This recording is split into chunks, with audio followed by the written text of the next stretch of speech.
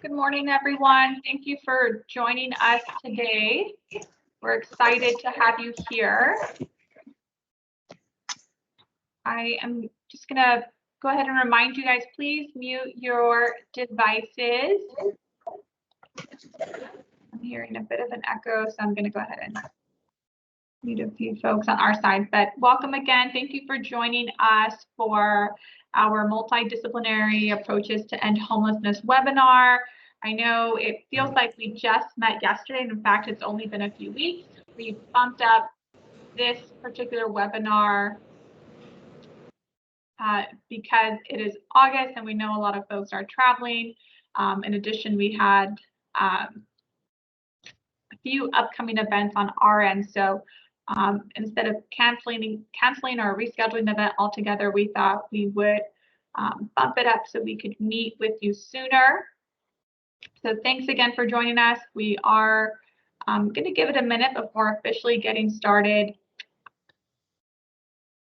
But we're truly excited. We have two speakers who are going to speak on a topic that is definitely a sensitive one, but one that none of us are removed from, both whether directly or through our work in homeless services and health and human services in general.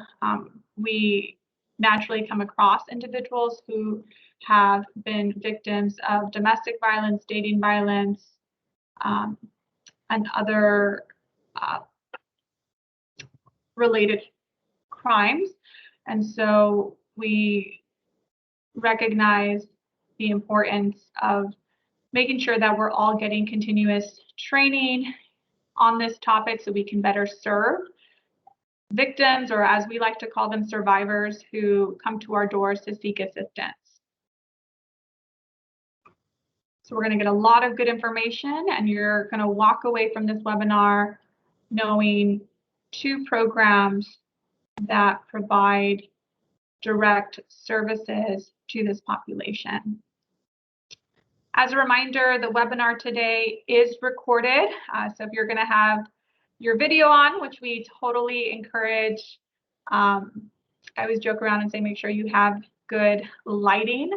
But in all seriousness, the great part about recording these webinars is that they are made available on our website, and so they will allow for you to use it as a continuous training tool. So if you need to go back to get contact information about a specific resource, point of contact, you can absolutely do that.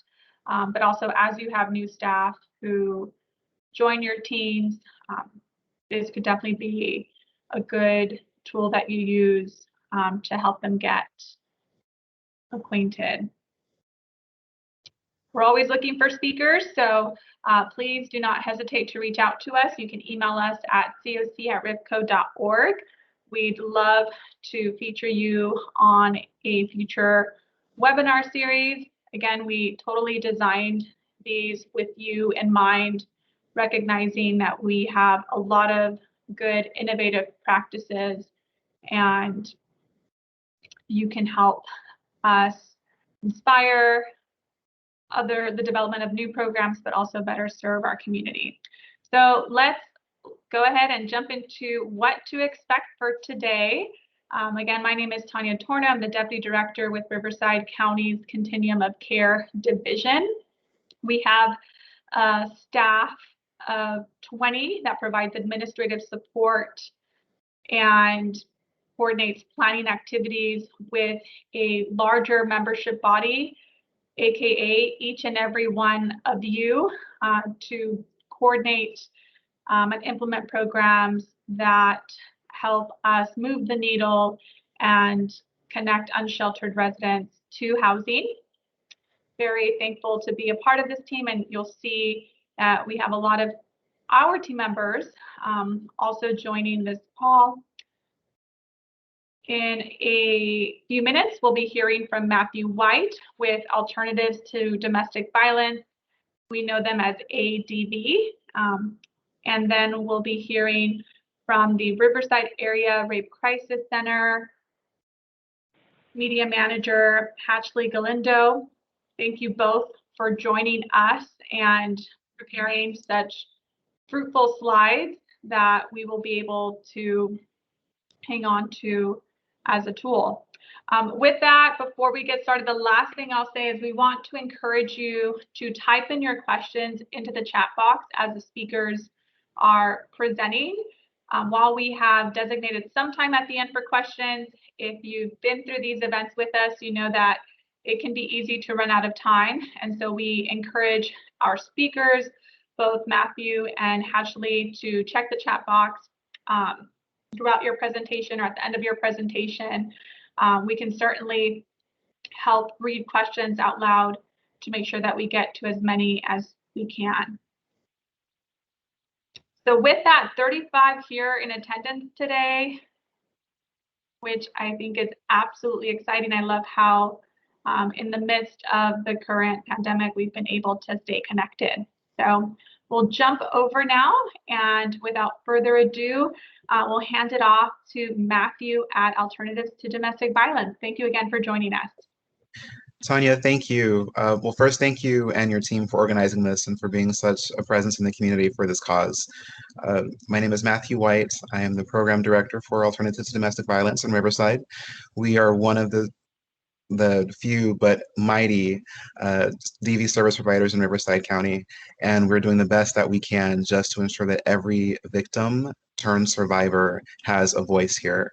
I'm also on the board of directors for the California Partnership to End Domestic Violence, so we are on a constant mission to end domestic violence everywhere.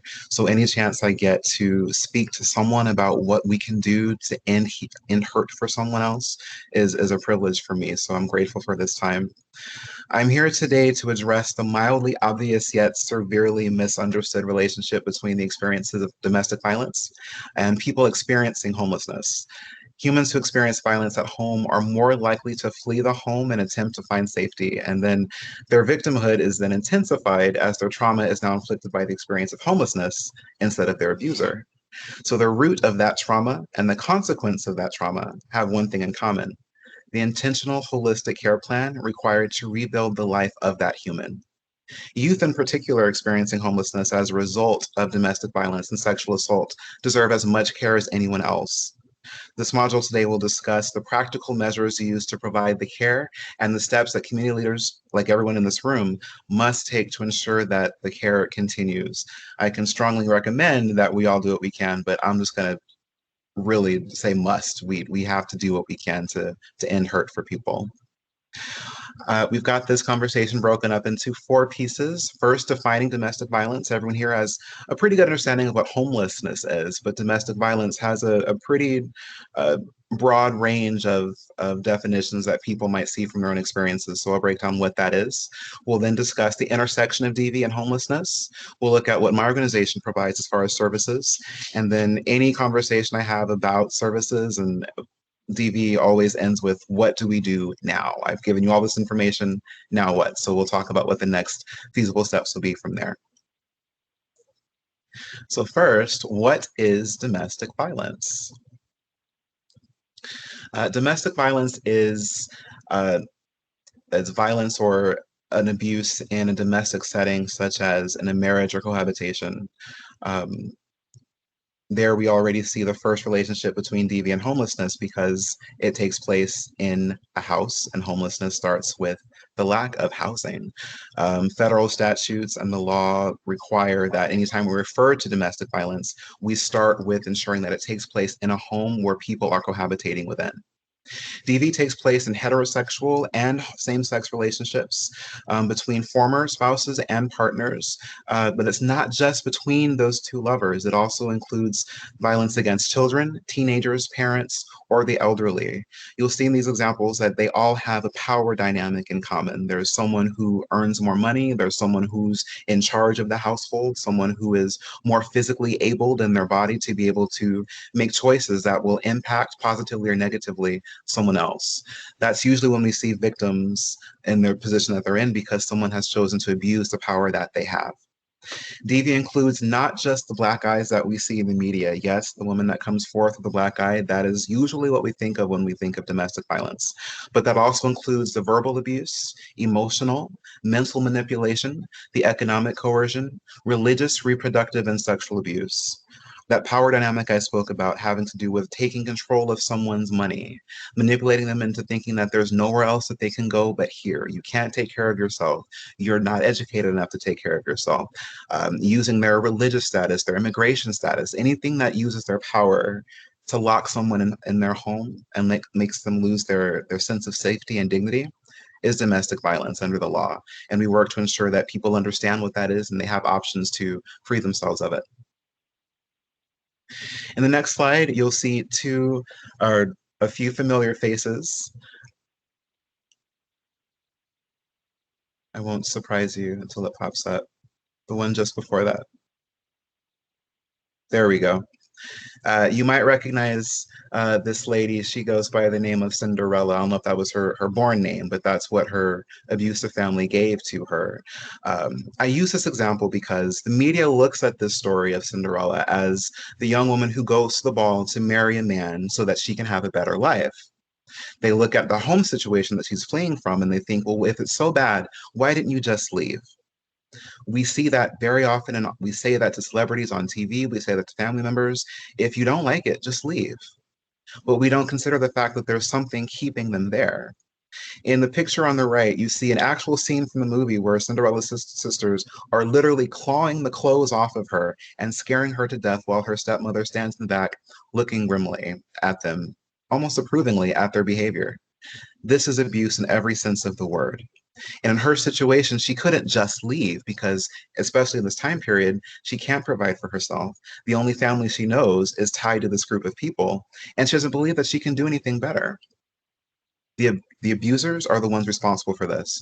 And as a community, we need to stop blaming the victim for the abuse that they're set upon. Cinderella had to make a choice. I can stay here and be abused, or I can be homeless. This is the relationship that we're talking about today. I can endure what I'm enduring at home, or I can give all that up for the unknown of what's happening on the streets if I cannot take care of myself. Let's talk more about what that intersection looks like. It's a complex entanglement when we speak about DV, sexual violence, and homelessness. For survivors, housing is a huge consideration in decision-making. Escaping domestic violence may mean losing housing and income or inability to sustain housing if the abuser leaves. We see with restraining orders, if we ask the abuser to leave or if the victim leaves. Either way, if the abuser makes more money, chances are there's going to be a change in lifestyle and how that victim is going to live moving forward because that person can't take care of them anymore. 50% of sexual assaults take place within a mile of the victim's home, leaving survivors in danger of re-encountering their assailants. Now, that's just within the radius of the home, not including what's in the home. That's it's a whole different study that I don't have time to go into today. But sexual violence can severely disrupt survivors' lives and increase their likelihood of job loss, and homelessness. And many survivors stay in abusive situations in order to remain housed, especially when there are children involved. We saw this in the situation with Cinderella. We see this I'll speak more about the services provided by ADV, but in shelter situations, you always see women coming with their children because they've had to make a break for the whole family. She's not choosing to run away. She's choosing to make the best decision that she can for her children. Past experiences with DV and/or sexual violence can significantly contribute to chronic homelessness. 92% of homeless women have experienced severe physical or sexual abuse in their lives.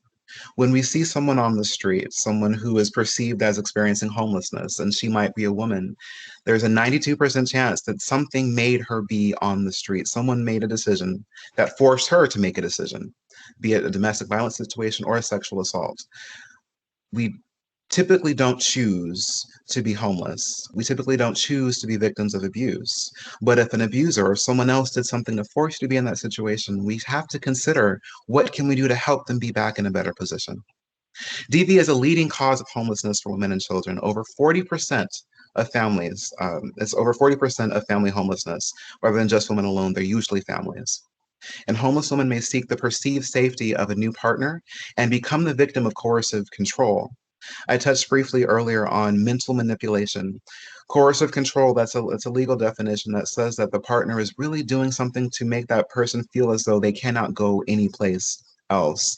And if a woman, now men are abused as well, but most likely we see women in these situations that are made to feel so victimized that they'll leave one bad situation and move into another bad situation only because they're both offering that perceived idea of home and safety. Now let's look at the system and the system of the intersection of homelessness and DV. While experiences of DV are pervasive among those who are experiencing homelessness, homeless service systems are not designed to meet all of the needs of survivors of domestic violence, as we all in this room mostly know. But instead, we're designed to offer immediate shelter and ideally swift connections to permanent housing. As a DV service provider, the intersection with the homeless service systems include diversion resources, vulnerability assessments, looking to see how likely is that person to repeat and fall into the situation again, coordinated entry processes, that's the intake and everything having to do with understanding what needs need to be met, connecting to mainstream resources and community-based services and supports. So if someone comes to us and they need something that we don't offer in our slate, we have to have the partnerships with other community resources to say, you can go here, and that partner can help us help that victim. We aim to provide tailored services, so not just a box that says everyone comes in and gets the same thing. We aim for equity in all of our work, right? So we want to look to see what that person needs and how do we match them where they are. And finally, that access to permanent housing. That's something we're all trying to accomplish here today. We offer a shelter. I'll speak more on our services in a moment, but in shelter, and even after they leave our shelter, they have to have somewhere to go. We're not just going to send you off into the street and say good luck. There's a system that's set in place to ensure that they have some kind of step to move forward. I've spoken broadly about DV services and the relationship, but I can now touch on exactly what does ADV do. Alternatives to Domestic Violence has a few basic approaches to ending DV. We fight this with the services, an array of services to intervene in and prevent physical and emotional violence in the home and the community. This includes covering the heart, mind, body, and the soul. So we've got our Trauma Recovery Center where we offer therapy services, and we address the traumatic crimes such as rape, domestic violence, assault, and trafficking. We have a shelter with 85 to 100 beds. It says 60 on the slide, but that's 60 spaces, but we're not including the rollout carts where we want it, and the baby cribs where people need additional beds. We have that space for them.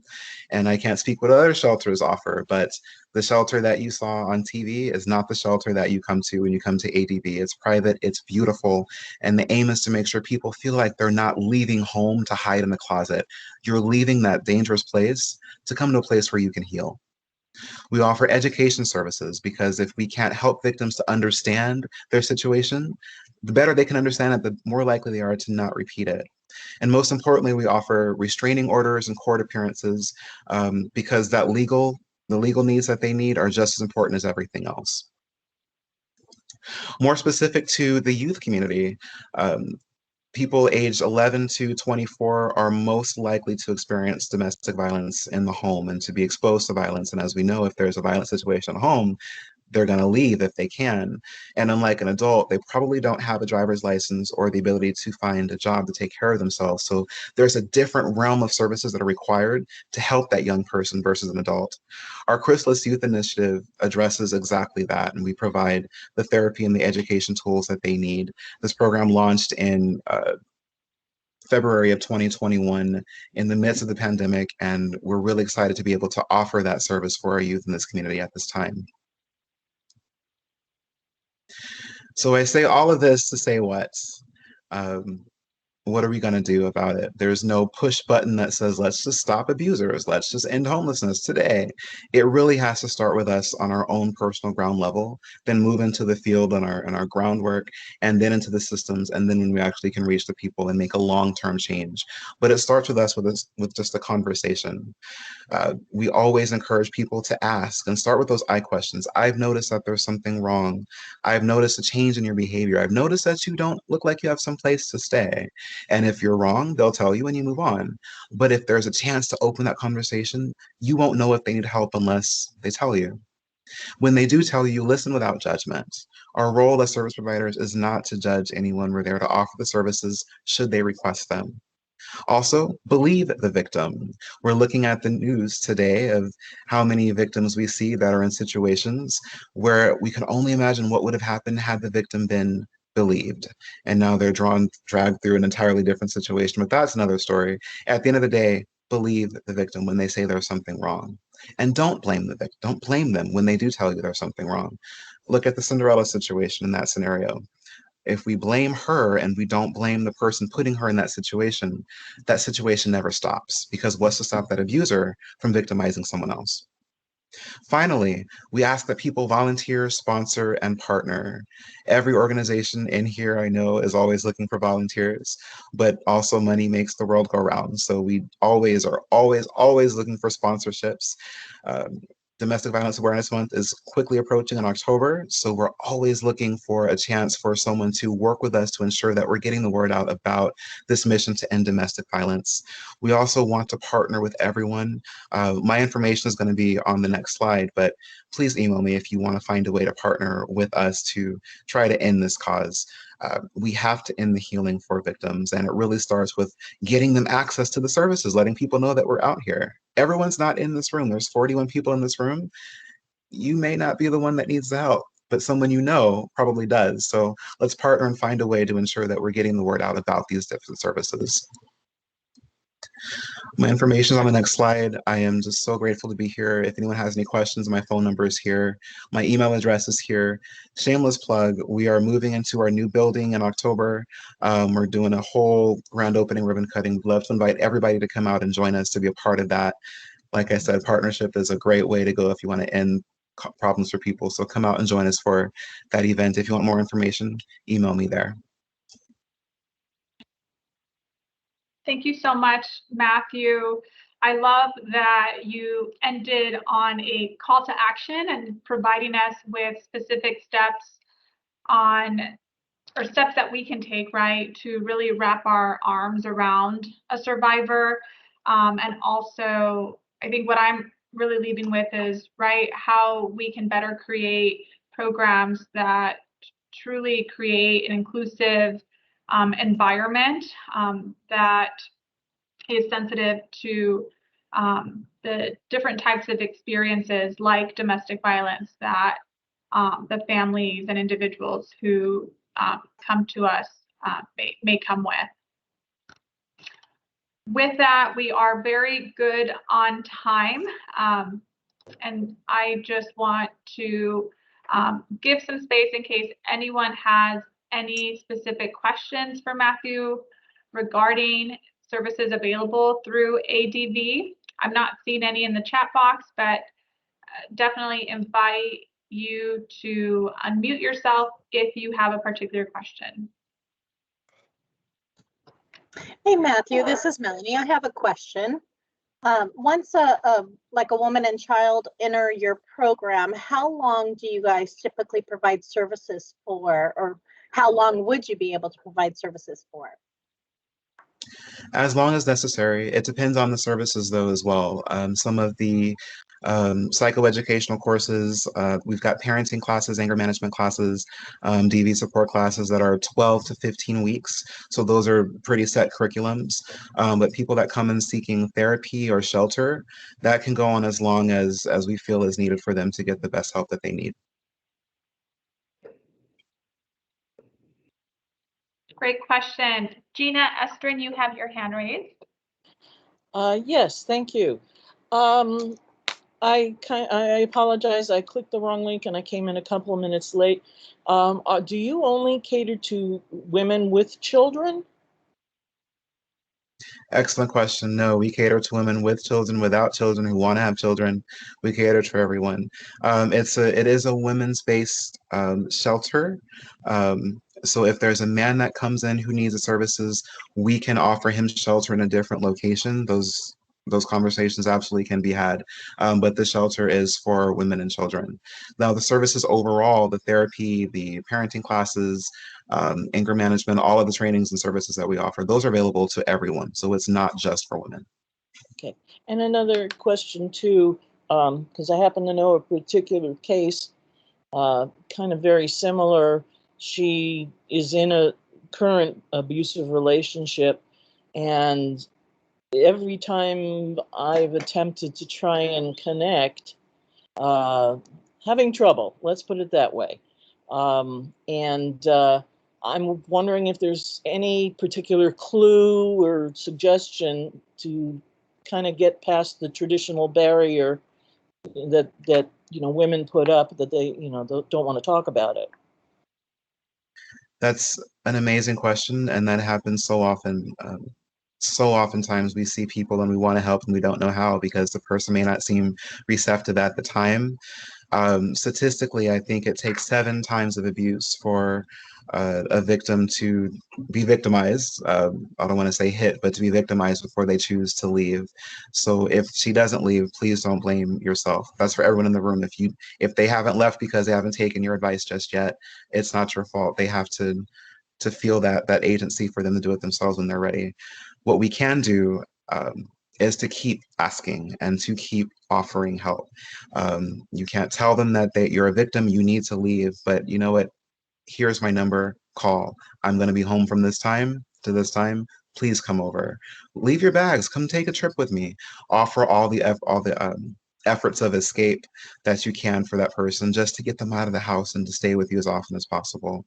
We find that the more they're reminded of peace, the more likely they'll crave it. And when they know that there's something better out there for them. So just keep making that invitation. Thank you. Absolutely.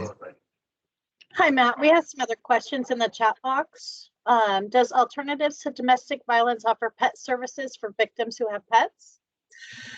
Oh, that's a hard question because yes, but not all pets. So because it is a shelter, we can only take the small ones. So poodles, I think it's up to 25 pounds if you've got a dog or a cat. So your big Doberman Pinscher may not be, or your mini horse, they may not be eligible for shelter services, but we do have hotel vouchers. So we really try not to turn people away ever if they're in a situation. So my recommendation is always to call, explain your situation, let's see what we can do.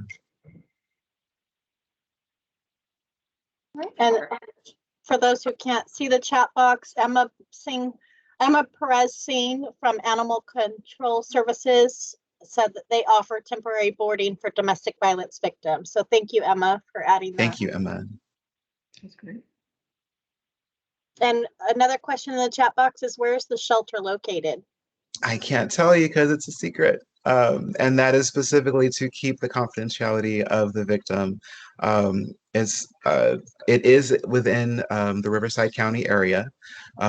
It's not so remote that you have to drive 800 miles to get there, but it's remote enough that you can feel safe when you get there. All right, thank you. And that's a question from Julia from our HOT team, the homeless outreach team with the Sheriff's Department. So Julia, if you need that information, we can connect you offline to Matthew. Yes. Thank you.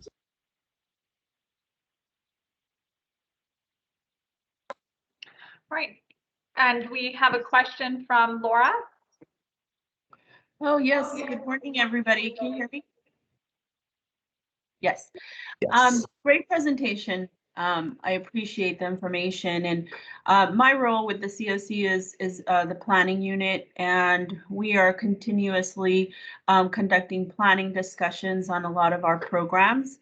And our goal is to always invite as many individuals that represent the population that we serve as possible from the community.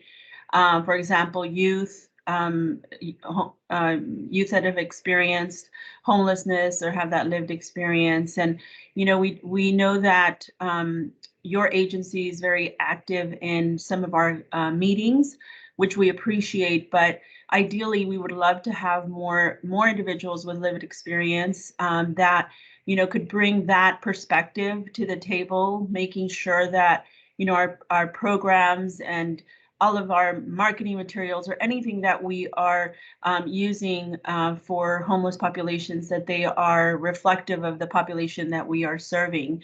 And so if you ever have any individual that would like to participate, or you have someone in mind that would like to join us, we would love to have their participation, because it really does bring that perspective that we may not be familiar with or be aware of. And so please let anyone know that we are always, they are always welcome to participate and bring that input to the table for us. Absolutely, yes, and of course. And if I may, I have an organizing background, so I know that storytelling matters. We as the service providers can always tell people what services are there, but it always helps to have someone with that lived experience say why this worked for me and how it might work for you. So anytime we have someone who can come forward and share that story, it really makes a difference. So absolutely, I'd be glad to let you know if we come across someone who can be of help to you. Thank you. Thank you. I think it also is very empowering for individuals to be able to have a voice and share, their thoughts and their experience. So thank you. Please keep us in mind. We would love to reach out to anyone that might be interested. Will do. And then Jamie Gibson also has her hand raised. Hi, Matthew. My name is Jamie Gibson. I wanted to commend you on a really nice presentation. I think I could listen to you all day because you're very calming, and I enjoy that.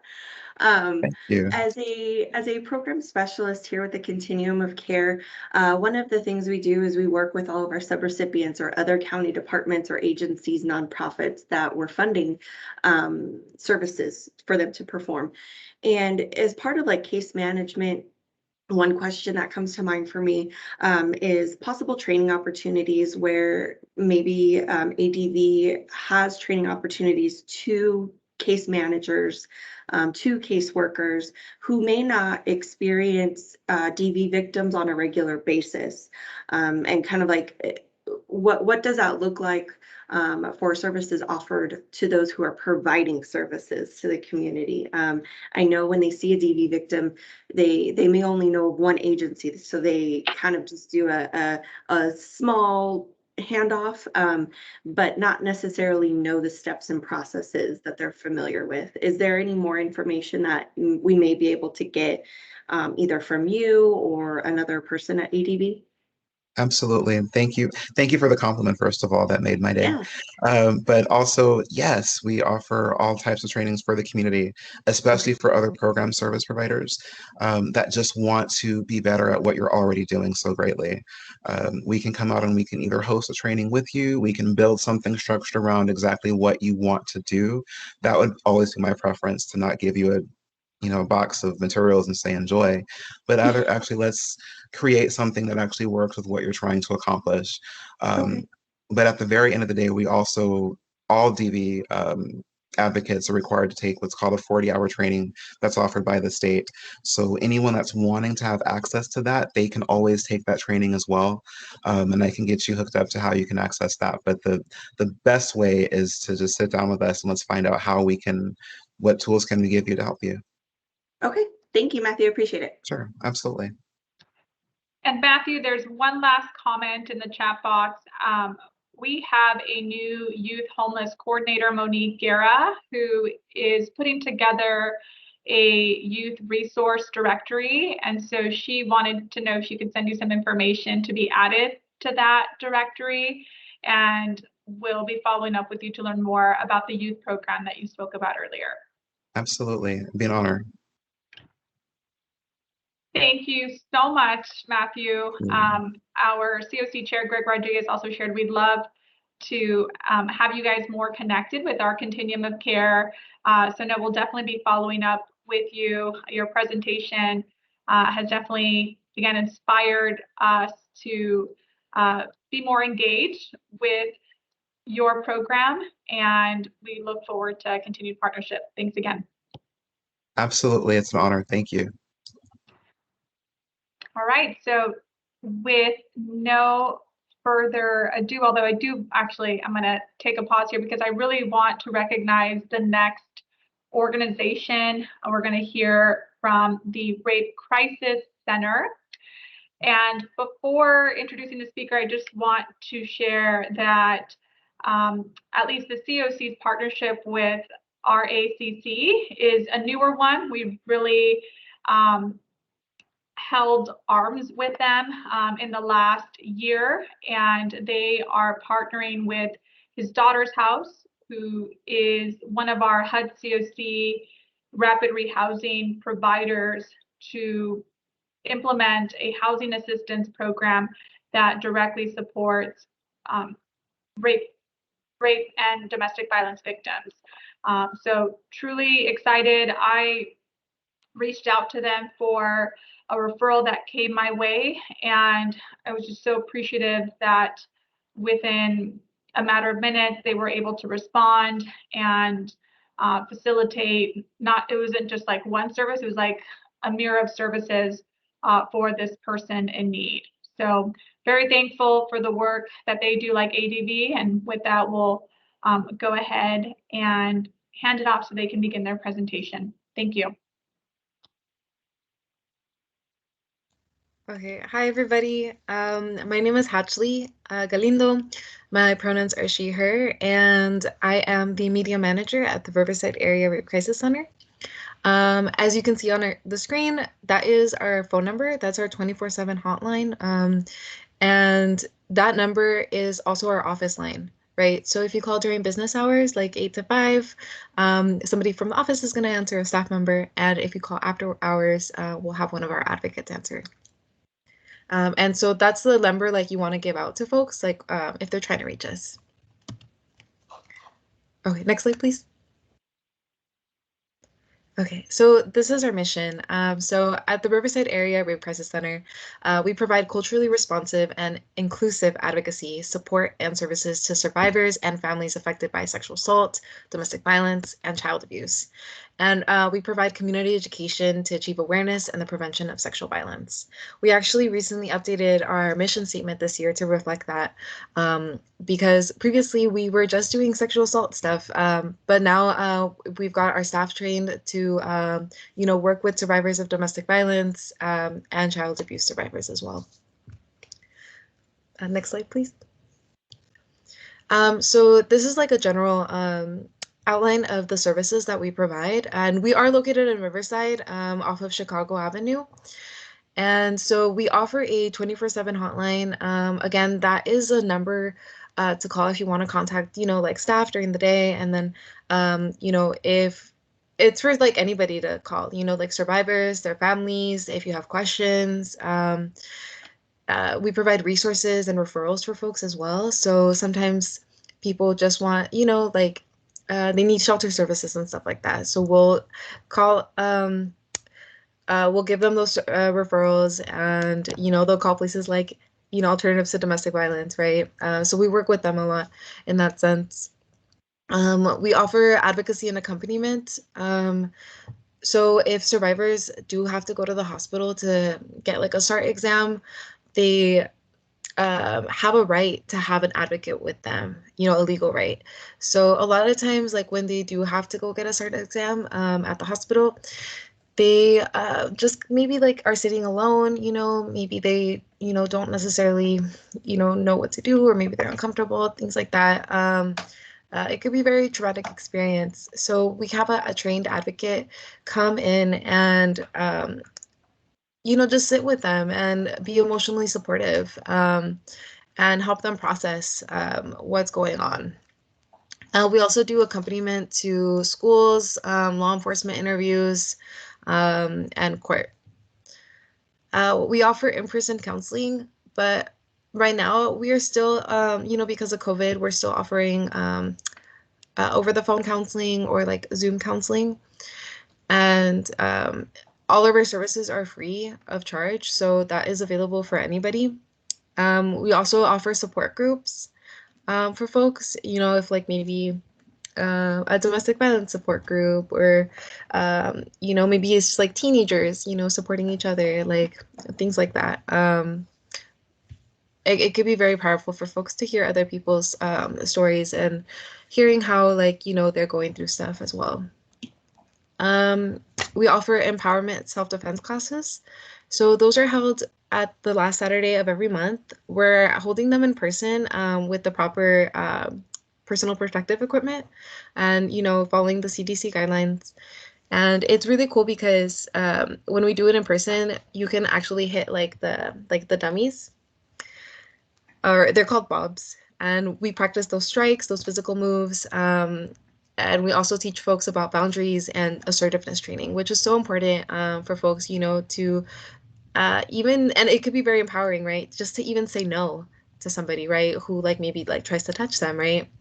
And it could be very empowering for folks to learn how to defend themselves when they are in these situations. We offer presentations, professional trainings, and youth groups as well. All of that stuff is available for community. We do these things in order to, one, raise awareness about sexual violence in our communities, but also to prevent it, right? Because if we teach folks about consent, and boundaries and stuff, they'll learn hey, maybe it's not okay, for somebody to, do X, Y, and Z to me, right? All of our services are free of charge. Again, we offer bilingual services. All our services are available in Spanish as well. And we try to accommodate for folks, if they have certain language things, we try to accommodate for them. And we are also confidential. All of our services are confidential. So our advocacy and accompaniment. So again, survivors have a legal right to have an advocate present. And during those the hospital, during the forensic exam, law enforcement, during the interviews, those pretext calls. Sometimes, it could be very nerve-wracking for folks to go and talk to law enforcement, especially since a lot of times folks might not be believed, right? And if we're talking about homeless survivors, people might dismiss them and be like, well, and victim blame them, right? So we try to be there for them to look out for that and make sure that they are being heard. And we also offer that advocacy and accompaniment to court proceedings during those hearings and mediations and stuff, because it can also be a bit of intense moment, because they might see their abusers and things like that. Okay, so PREA and institution advocate is a great service that we have an advocate that does these services. So PREA is the Prison Rape Elimination Act. And so we offer services, advocacy services, and resources to inmates, which is really cool because we know that a lot of times people within these institutions are sexually assaulted or have been, survivors of sexual violence. And have been criminalized, right?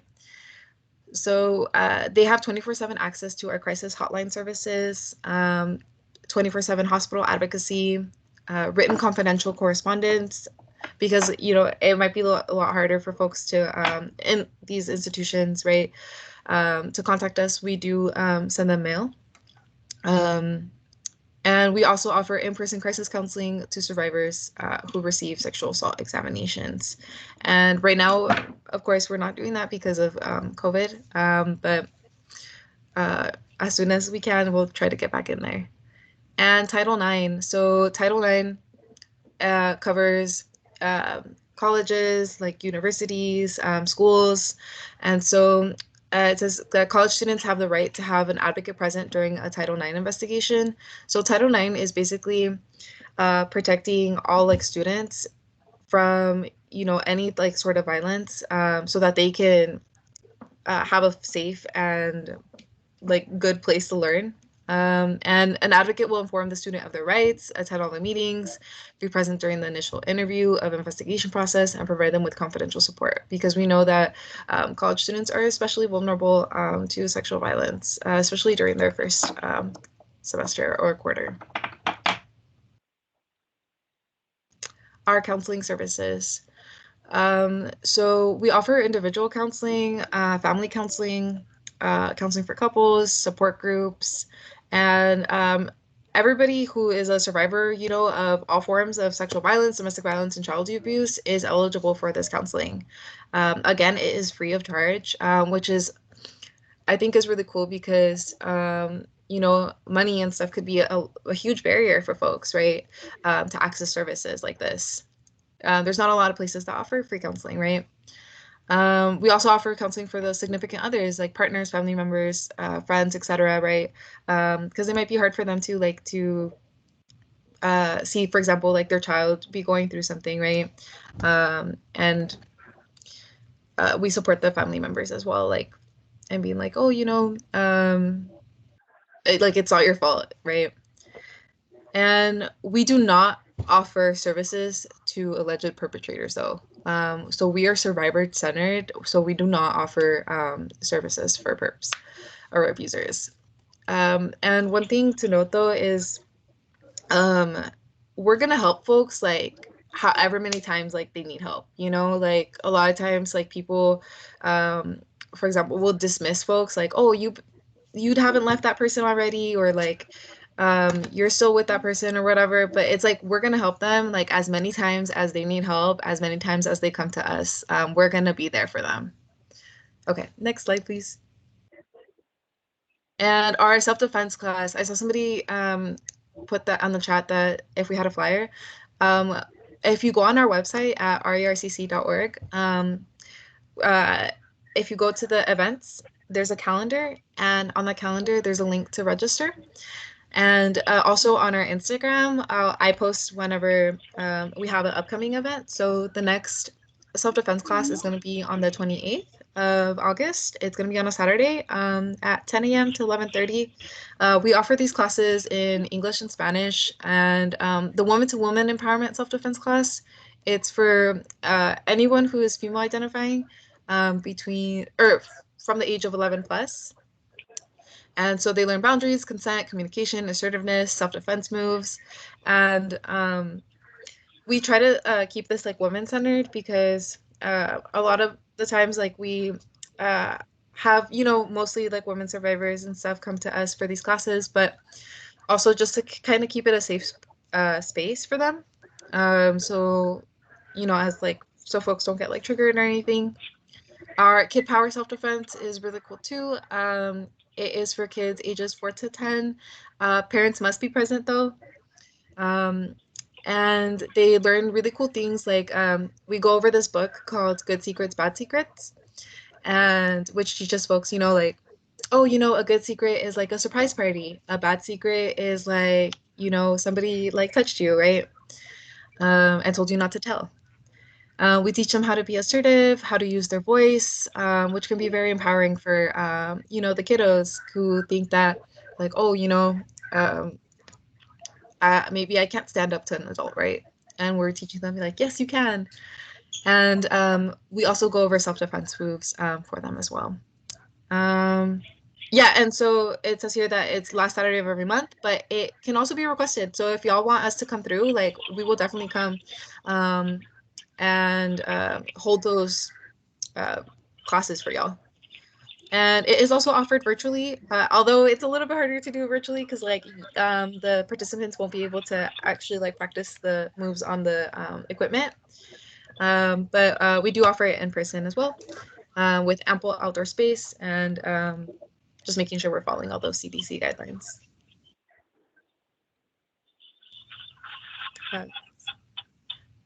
And then we offer professional trainings as well. Recently, we just got done with our police briefings. So we were going around to all the police departments in Riverside County and training them on, you know, like how to, you know, work with survivors. And so we have different types, we have different topics. And so we have trauma-informed training, sexual harassment in the workplace, creating a supportive environment, and more. They're available in English and Spanish, virtually, in person. And we also offer it to schools, community organizations, businesses, community partners. We really want to get like in the community, and we'll talk to anybody, right? Because like, obviously, like our knowledge, you know, it's something that we want to share with everyone. And yes, we do the annual training to local law enforcement agencies on trauma, community resources, and medical information pertaining to sexual assault, domestic violence, and child abuse. And we do our PE, or rape prevention education. And so we do different educational presentations related to violence prevention. So that looks like teen dating violence for the teenagers. We usually do that one at schools, but obviously like we're down to do it at community organizations. We do sexual assault prevention, consent, domestic violence, trauma, parenting classes, boundaries is one of my favorite ones. Bullying and harassment, sexual harassment. We have a lot of presentations. We have like one that I like is roots of oppression as well, because we know that violence, it stems from, it stems from all like forms of oppression, right? Sexual violence. Available in English and Spanish, virtually or in person, to schools, community orgs, businesses, community partners.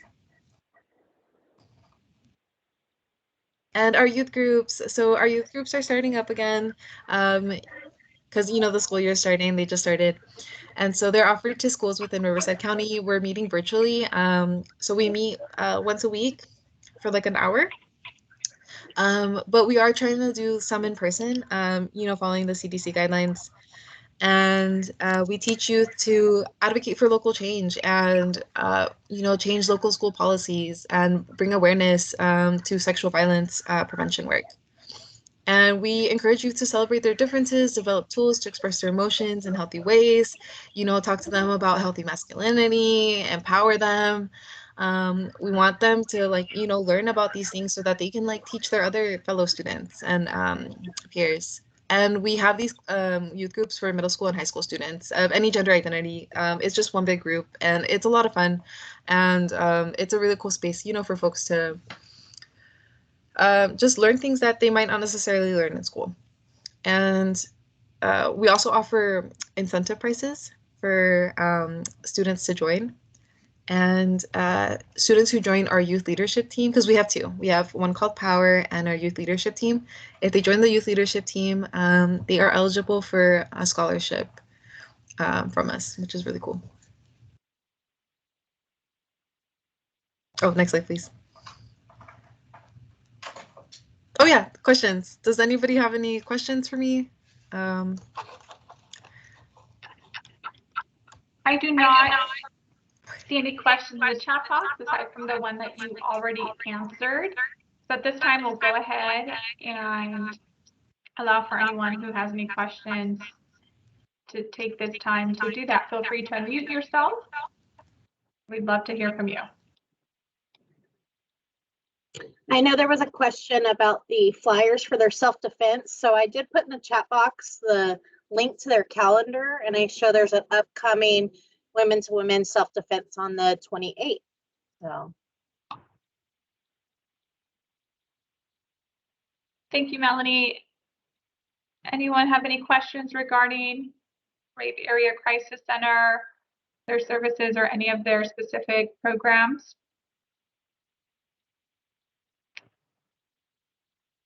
All right. Well, Ashley, it doesn't look like there are any questions. That just means you gave a good, thorough presentation, and like the slides you presented and Matthew did, we'll go ahead and make sure that these are available to everyone who has signed up to be a part of our listserv, but will also be posted on our Continuum of Care website. So everyone will continue to have access to the information that you presented today. Gina Mesford has a question. I didn't quite hear. Glitched. Are you talking to me, Gina? Anyway, the question is about the August 28th. I missed the hours of the session. Yes, it is going to be from 10 a.m. to 11:30 a.m. It is going to be at Hunter Park in Riverside. So we picked that park because it's really close to our office. And it's open and stuff. And that's the other question I was going to ask. Where's your office? So, in Riverside. Oh, yeah. It's 1845 Chicago Avenue, Suite A. Riverside. And then I think I always get the zip code wrong because I don't live in Riverside. I think it's 92507. And that's okay, Ashley. What we can do is download your flyer and attach it to the documents that will be sent out by way of email and also included on our website. Wonderful. Gina, and I assume that flyer would also be linked to the calendar, which is linked in the chat box. Oh, good thinking. Thank you. So for those who are unable to make the one on the 28th, they are listed on their calendar, so you can go through the different months and see what's available. Okay. Yeah. Thank you. And thank you. The next one in September should be maybe the 25th. Because it's last Saturday of every month.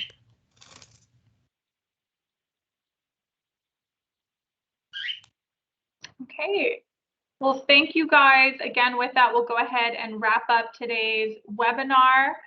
At our highest peak, we had about 44, 45 participants, which is, again, exciting. I love that we've been able to stay connected in the midst of all of the events that we have experienced in the last year. We certainly appreciate you. And again, special thanks to our speakers. We truly, truly appreciate you being able to provide us with this education opportunity. And again, invite all of our guests, if you would like to speak at a future webinar series, or if you would like to suggest a specific topic, please do email us, coc@rivco.org. We'd love to hear from you. Everyone, take care and blessings to you all. Thank you.